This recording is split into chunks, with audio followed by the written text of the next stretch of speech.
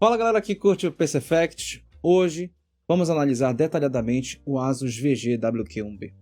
Um monitor com especificações poderosas e que nos deixa com a pulga atrás da orelha quando conferimos o seu preço, R$ 2.499 à vista no Kabum, parceiro do canal. A pergunta que deve ecoar na sua cabeça é: que concessões a Asus fez para que esse monitor 1440p 165 Hz conseguisse entregar essas especificações com esse valor? E eu adianto logo, essas concessões podem te afastar totalmente desse monitor ou colocá-lo como uma compra selada para você, então fica até o final e já vai deixando o like aí se puder.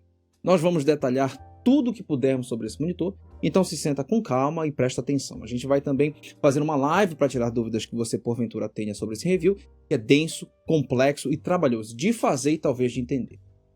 Então, começando pela montagem. A Asus já oferece de cara um cabo de força, um cabo HDMI e um DisplayPort. Nenhum deles tem uma qualidade que se possa chamar de distinta, mas funcionam ao que se propõe. Se você optar por usar o HDMI, ficará limitado em 144 Hz e não 165 Hz. O pé do monitor não é lá essas coisas. Não tem design inovador, não se mostra uma inspiração em absolutamente nada e não chama a atenção. A textura é aquela que você deve encontrar na maioria dos monitores que vê por aí, motivo pelo qual já começamos a ver as concessões que a Asus fez aqui para economizar.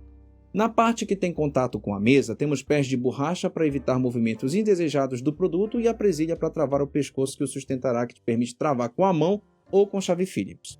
A montagem é super fácil, com encaixes bem lógicos e simples, diretos na verdade.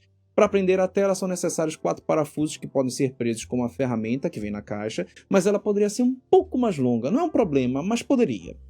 Apesar de não ter foco em design, o stand cumpre o seu papel, não sendo espalhafatoso, evitando ocupar um espaço desnecessário na sua mesa e ainda tendo um duto para facilitar o cable management. Resumindo, zero complicações na montagem, só que essa facilidade toda só antecipa uma outra concessão: a ergonomia medíocre. O monitor só tem 2 movimentos, tilt e swivel. Move-se na vertical e na horizontal, para cima e para baixo, para um lado e para o outro. Nada mais, nada de modo retrato, nada de ajuste de altura, nenhuma liberdade nas diagonais e além de poucos movimentos, esses movimentos são limitadíssimos em alcance. O tilt, por exemplo. Rotacionar o monitor é extremamente limitado. Entendemos que você talvez o use travado na posição original, mas entenda que é meu dever te avisar dessa trava. Se você precisar desse monitor em uma posição um tico diferente, saiba que ele pode te deixar na mão. Talvez simplesmente virá-la para mostrar a imagem para alguém em uma posição diferente da sua não seja possível. O swivel consegue ser tão limitado quanto. Rotacionar ele para baixo malmente sai do lugar, ao menos para ser visto por alguém mais acima até tem mais abertura. Mas é uma abertura que eu diria aceitável apenas. Uma forma de se livrar disso seria usando stands customizados de marcas especializadas que podem te oferecer muito mais flexibilidade. E para isso você tem o padrão VESA 100% no monitor. Basta tirar as borrachinhas da traseira e parafusar o seu stand ou suporte de preferência. Ergonomia, portanto, nota 6,5. Medíocre. No design, o monitor notadamente não foi projetado para impressionar. O foco aqui é claramente economizar.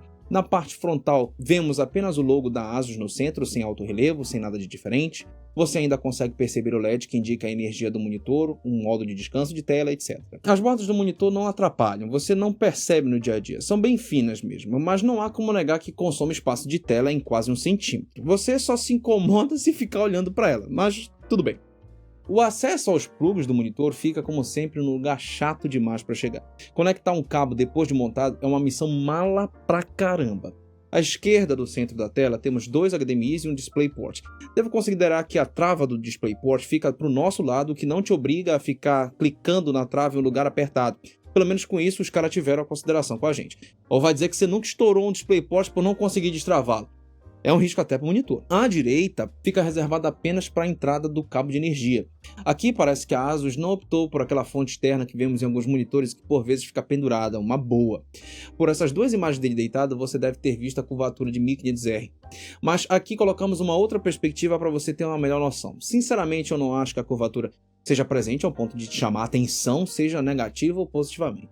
Em termos de design, nota 5. Simples demais. Eu entenderia se você dissesse que eu tô pegando pesado com ele, mas é necessário, gente. Se o monitor peca em algo, eu preciso deixar bem claro para vocês. Se esses detalhes mínimos que eu mencionei até agora não os incomodam, ótimo. Por sinal, deixa aí nos comentários se as concessões feitas até agora seriam motivos para vocês não pegarem esse monitor. Eu fiquei curioso, porque Eu quero saber se eu estou sendo muito cri-cri ou se tem que ser assim mesmo. Quanto ao espaço de cores, esse monitor é fantástico. No padrão de fábrica, o monitor entregou uma performance sólida. Claro que cada exemplar fala por si, mas, meu Deus, como que esse monitor conseguiu isso, cara? Azul e magenta ótimos, ciano e amarelo dentro de uma boa margem e vermelho e verde um tico fora. Na média, delta E de 2.68, abaixo de 3, tá ótimo para pessoas comuns, mas para profissionais de imagem o ideal é abaixo ou perto de 1. Como se já não bastasse vir bem out of the box, calibrá-lo foi relativamente fácil. Colocamos o Game Vision do monitor em Racing Mode, que é o padrão de fábrica, o brilho setado em 24, visando 120 nits de referência, contraste em 80, Blue Level Filter em 0 e a temperatura de cores em R95, G98 e B96. Saímos de um delta E nas cores de 2.68 para 2.30. Olhando para o diagrama de cromaticidade, você percebe que o monitor consegue superar em todos os quesitos a cobertura sRGB, entregando inclusive excelentes azul, amarelo, branco e magenta, e indo bem em vermelho, verde e ciano. O sRGB é importante para games, já que os jogos são feitos nesse padrão. Filmes em Rec. 709 vão também sair muito bem, já que o monitor cobre bem. O que ele fica devendo é DCI-P3, mas sinceramente já está muito bom nesse certame.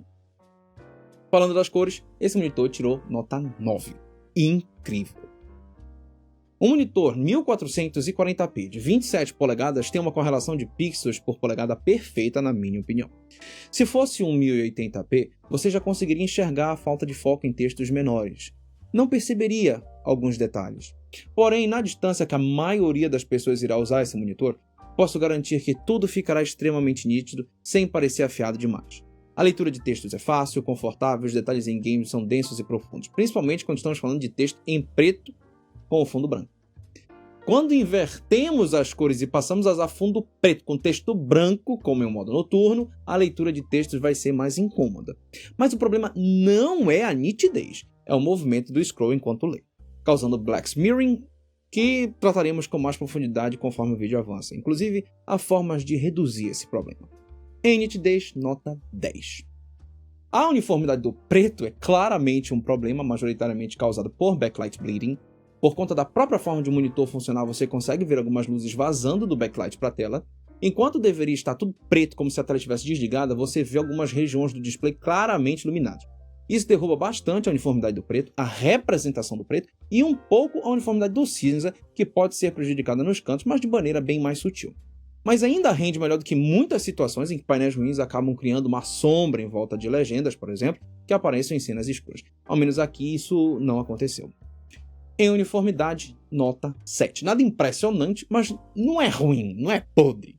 O contraste real do monitor chega a 3088x1, no modo padrão, como vem de fábrica, e a 2942x1 calibrado, já que o preto entrega 0.09 nits e o branco entrega 299 nits. O que já está entre os contrastes mais top de monitores VA. Os IPS, por exemplo, ficam com contraste entre 1000x1 e 2000x1 contra 3088x1 deste Asus. Porém, não se iluda. O preto não consegue ser máximo, ou chamado preto puro que tem nas OLED, por exemplo. Visualmente, a imagem em cenas muito escuras perde naturalidade. O brilho, por mais que alcance 300 nits, 50 nits acima do especificado, acaba conjuntamente contribuindo para vazamento de luz de fundo, já que é justamente para manter esse brilho alto que as luzes nos cantos existem. Mesmo assim, temos uma escala de cinza impecável, seja vindo de fábrica ou após ajustes, sem grandes discrepâncias em absolutamente nenhum dos 10 tons testados. Impressionante. Vemos que mesmo sem mexer nada, apenas o cinza 80% que está um tico divergente. Na média, temos um delta de 1.20, que já é ótimo. Ao usar a calibração, conseguimos eliminar a discrepância do cinza 80% e chegamos num delta E de 0.92, indiscernível até para profissionais. Ou seja, perfeito.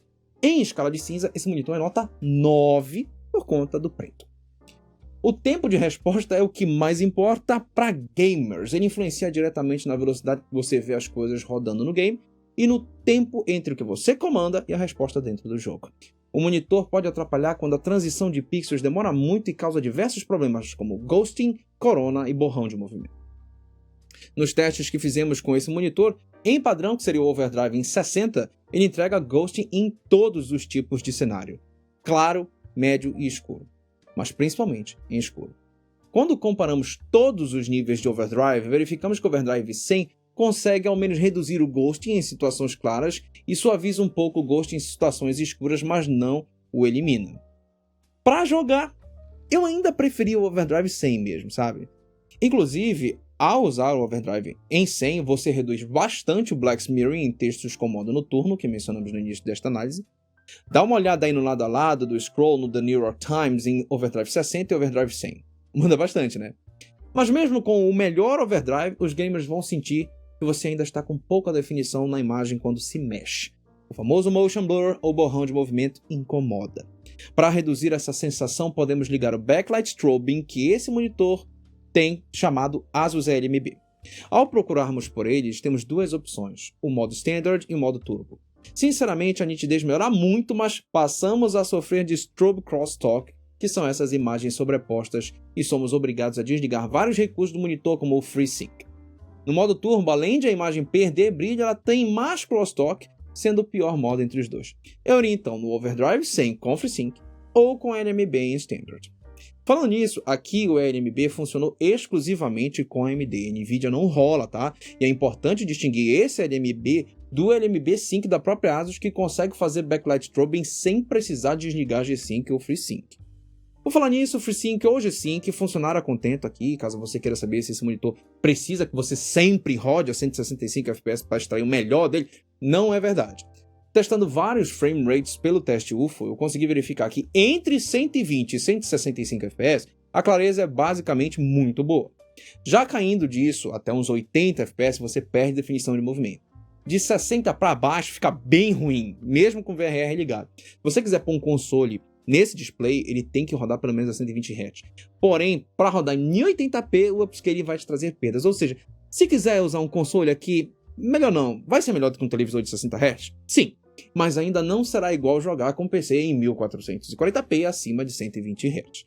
Só para vocês terem noção, jogando o BF 2042, a experiência é boa. Não é fantástica, não é a melhor possível, justamente porque o BF exige bastante em 1440p, mesmo na minha RX 6900 XT, e acaba que não consegue entregar os 165 FPS. E são necessários para você ter a melhor experiência possível. Já quando você vai para Forza Horizon 5, por exemplo, aí consegue muito mais do que os 165 FPS, permitindo aproveitar o tempo de resposta desse monitor em toda a sua glória.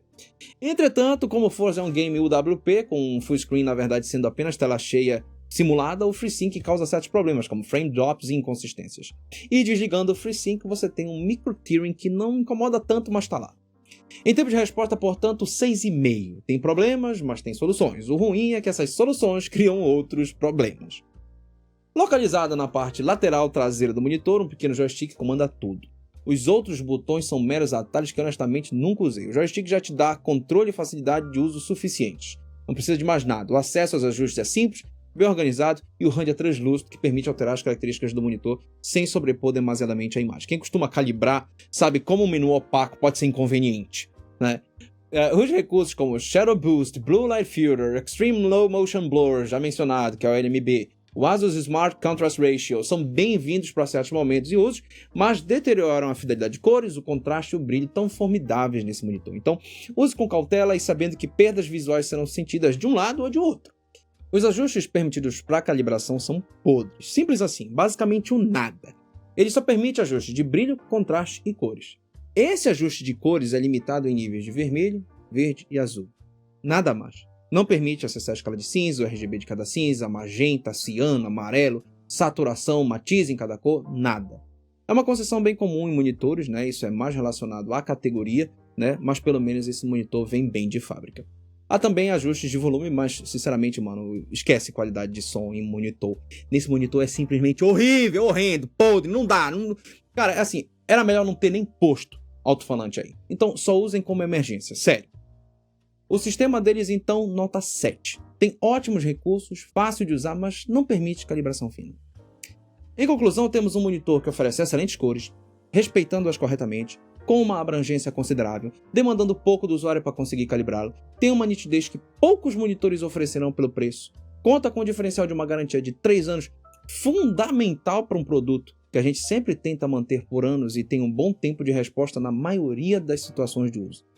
mas não foge de ter defeitos como uma ergonomia limitada, para não dizer medíocre, na verdade eu disse, problemas de uniformidade de preto e hall de opções de calibração capenga, que eu entendo mais como característica da categoria do que defeito específico desse modelo, e tempo de resposta ruim em situações de tons mais escuros, incorrendo em black smearing e ghosting que, dependendo do seu costume, possa incomodar muito ou não.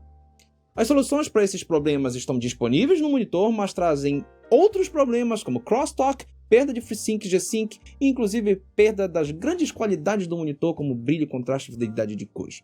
Ou seja, se você é enjoado com tempo de resposta e quer a perfeição e nitidez de movimento com qualidade de imagem, evite esse monitor. Porém, se você é o cara que faz múltiplos usos de um display, edita, renderiza, trabalha com fotos ou imagem e ao mesmo tempo dá aquela jogada, sem compromisso, que quer, ter algo melhor do que 60 Hz padrão, aí sim, esse monitor encaixa-se perfeitamente para você por um preço bem mais acessível que os seus concorrentes. A verdade é que, pelo preço, ele oferece muito mais que os outros que eu vi aqui no Brasil.